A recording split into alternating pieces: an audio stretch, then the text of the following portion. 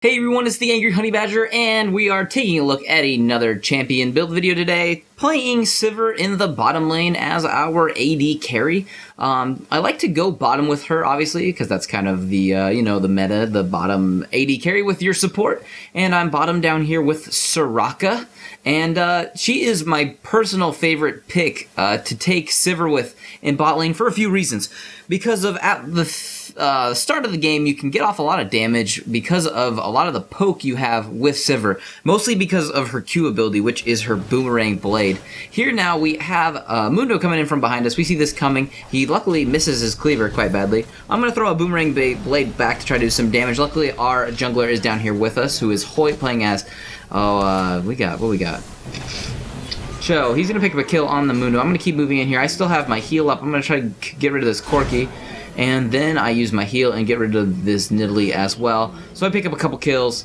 They get a couple kills too, but it's going to help me early game. But like I was saying before, a couple things I like to do with Soraka when I play her bottom lane is take a Soraka with me for the most part because of her ability to give me mana back. And you can eat through a lot of your mana pretty quick as Sivir because of her Boomerang Blade, which I do take at level 1.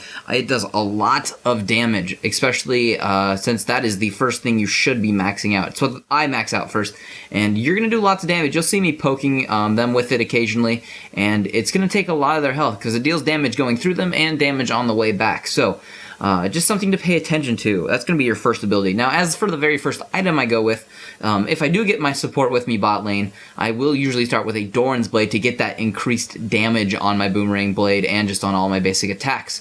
And that is going to be nice for just the extra damage that I'm getting and everything else. I don't have to really worry about taking boots and pots for health pots because of the lifesteal I get from the Doran's Blade and from Soraka being able to heal me.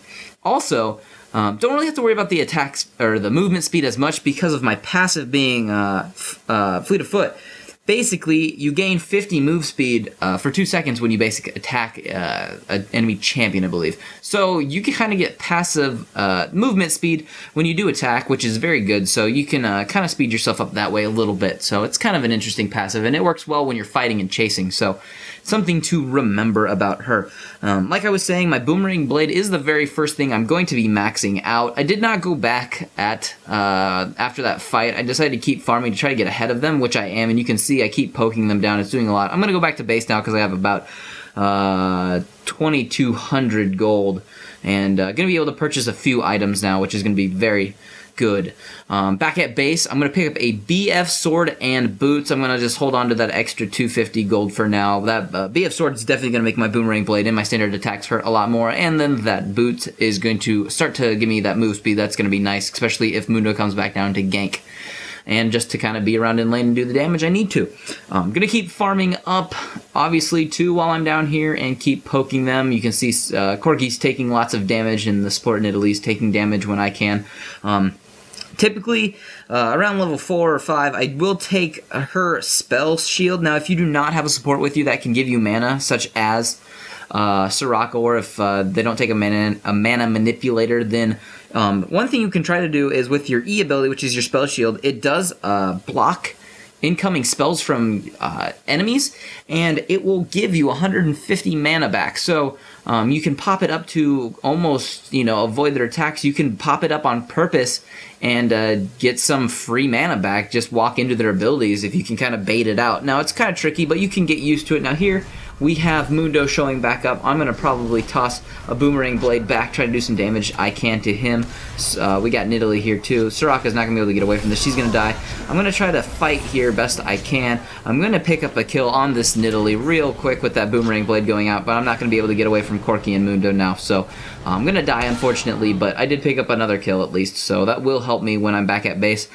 Since I'm there because I'm dead, I did finish off my boots. I go with the attack speed boots when I'm playing Sivir. It's a pretty good thing to get with her. That bonus attack speed is going to be nice because I'm not going to be building attack speed right away. And then I did pick up a pickaxe, which is going to help me building towards my first item, which is going to be the Infinity Edge. Going to get all of that right away so we can do the massive damage with the Boomerang Blade and with your Ricochet, which is your double U ability, which is the second thing I'll be maxing out behind my Boomerang Blade. Obviously, I will be taking my ultimate at all of the levels I need to at 6, 11, and 16, and all of that. So nothing to worry about there. Here we get into a bit of a fight. I kind of ran out the wrong way. I should have gone the long way around there so I didn't take all of that extra damage, but I did, and we're going to have to worry about that. Another thing to consider, our laning phase went pretty fast there because I was able to stay in lane, poke really well, and get rid of that tower pretty quick. But another thing to pick up early if you need to, just for some spell vamp, is to pick up a Vampiric Scepter to just stay in lane a little bit better. I did pick up an assist on that Mundo there after I did die. I kind of got hung out. My team kind of kept retreating, and I was like, are we moving in? No, we're not? Okay. But that will happen, as we have seen before in games present and games past. So, like I was saying, take your Boomerang Blade, max that out, and max out your Ricochet, and then your Spell Shield. You only really need 1 point in your Spell Shield to get it for what it does. Maxing it out only gets its cooldown to be shorter, really. So, that's what we're doing there. Going to keep pushing their lane and keep farming up. Farming alright this game, 4, 2, and 3 right now, not too bad for AD carry. As for the rune page that I do typically go with when I'm playing Sivir, I usually go with attack damage marks, armor seals, the magic resist glyphs, and attack damage quints. Here we're going to get into a little bit of a fight. Evelyn's coming in from behind, and I know she's going to do lots of damage because Evelyn does do that. Gonna help with this fight. I'm gonna flash forward and chuck out another boomerang and pick up the kill on the Nidalee real quick. And effectively get rid of her. I still had my heal up if we needed to dive there. We probably could if we wanted to. I'm going to push this tower a little bit since none of them are over here. I can see there's a couple top lane right now, and I know that the other champion needed to go back, and Nidalee's dead, so I was able to push that tower down. Corgi's back, so I can retreat now, go back, and I can finish off my Infinity Edge because of the time before I did get that cloak, which gave me the crit chance. I'm going to finish off that Infinity Edge and pick up that Vampiric Scepter now, and I'm going to pick up a little bit of attack speed because I got the damage now that I needed. I'm going to get a little bit more attack speed now so I can get the damage out a little bit faster, and having 195 attack damage right now is going to be very, very helpful, and it's going to definitely help me with, just unleashing more damage with that Boomerang Blade and with my Ricochets. If you do not know about her W, it's Ricochet. You can see it when I use it. It bounces off of 5 targets. It loses damage as it bounces through the targets, but it's great in team fights to keep activating. It's a cheap ability to use too, but you'll be dishing out extra damage to their whole team. You can effectively farm whole minion waves too pretty quick with 1 Boomerang Blade and a Ricochet. But like I was saying, a couple of her abilities cost a lot of mana, so you gotta be careful with that. Here I'm gonna help blow up that Fiddlesticks really, really fast, and then we have the Malphite who's down here. I'm gonna throw a Boomerang Blade. It's not gonna hit him, unfortunately, and we're gonna have to back off from him though. But picked up an assist and 1 more kill there, and it's gonna be nice. Here I'm gonna kind of get stuck out. Now luckily, or not really luckily, I do have my heal up, so I'm able to do some extra damage and kind of scare them off of us for a second. They probably could have kept chasing that right away, but now we're still getting into another fight. I'm going to pick up the kill, though, that time with the Boomerang Blade. I am going to die now as Eve gets away, but it was at least nice to pick up 1 kill. That Boomerang Blade does do a lot of damage. I believe I don't know what the exact ratio is on it, but it stacks your attack damage on it almost 1 for 1, so you're going to do a lot of damage with it. I did do it back there because I was dead, and I sold off the Doran's Blade because we're getting to that point of the game where I don't really need it at this point, and I did pick up a BF Sword. That BF Sword is going to go towards my next item, which is going to give me even more damage. I'm going to be building that with that Vampiric Scepter to get a Bloodthirster. Not too worried about my attack speed right now. Just don't really need to. I'm going to activate my ultimate, which then does help my allies as well. It speeds us up if you're next to me when I do activate it. And then I'm going to pick up a kill on the Malphite again there and tank this tower a little bit, apparently. And I think I'm going to flash forward and just poke Mundo 1 more time and pick up the kill on him as well. Help take down this mid turret so we can keep pushing.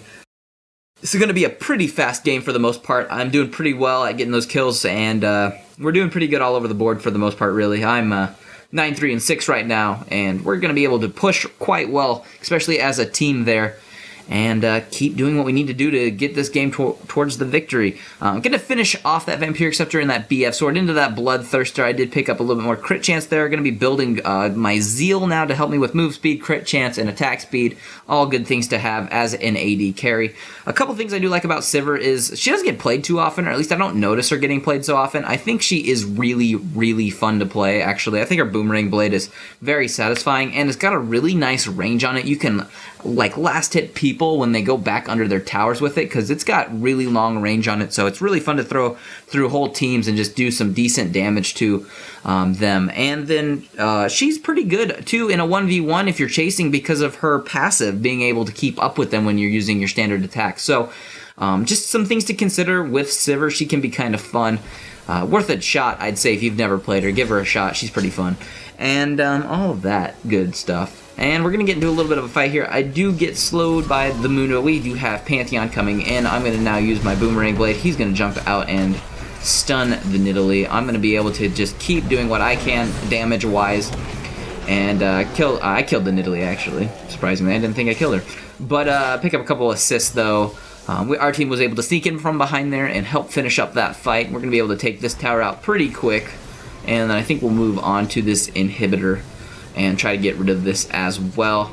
Doing decent damage to it, as you can see, and all that good stuff. As for the Masteries page that I typically go with, there's Fiddlesticks trying to move in, actually, with his ultimate. He got annihilated, though, in about half a second. But like I was saying, as for the Masteries page that I typically go with for Sivir, it's a pretty standard page for the most part. It's the 2190, 21 in the offense, and picking up everything that gives me more armor penetration and attack damage and all of that stuff. And then 9 in the defense to help me out with a little bit of resists and some early health, a little bit extra at the beginning of the game, because that extra 30 health is very nice. Obviously, it carries through the rest of the game too, but it's good to have in a level 1 fight. It can be the difference. That last time back, I did finish off that Zeal, and I did pick up another pickaxe. At this point in the build, after you have really your IE, your boots, and your Bloodthirster, and that Zeal, your build kind of becomes a little bit situational for the most part. You have your core damage. Obviously, I'm going to finish off that Zeal into a Phantom Dancer, which is going to give me more crit chance and more attack speed. We're picking up Baron real fast. And that pickaxe is going to start to go towards kind of affecting their tankier players on their team. Although I am dealing effective damage to them, like as I did kill Malphite there, I'm going to build that pickaxe into a Last Whisper, so I have all of that armor penetration. So I'm starting to get a Last Whisper, and then after I finish off that Last Whisper, I'll probably end out the game with a Guardian Angel, just for survivability, safety, and the ability to come back after I die. So Last Whisper is going to be very effective on her, especially with all of her abilities, with her Boomerang Blade and her Ricochet. Here we're going to be able to finish up the game. We're just poking at them for fun, because we know we have this in the bag. And that's pretty much how I like to play Sivir. Like I said, she's pretty fun. Give her a shot. I like her for the most part. Don't play her all the time, but she's definitely a fun AD carry to play. And that's pretty much going to round out this game, guys. If you have any questions, put those in the comments below. If you liked this video and you smash down that like button, that would be awesome. But other than that, I'll just see all of you guys in the next build video.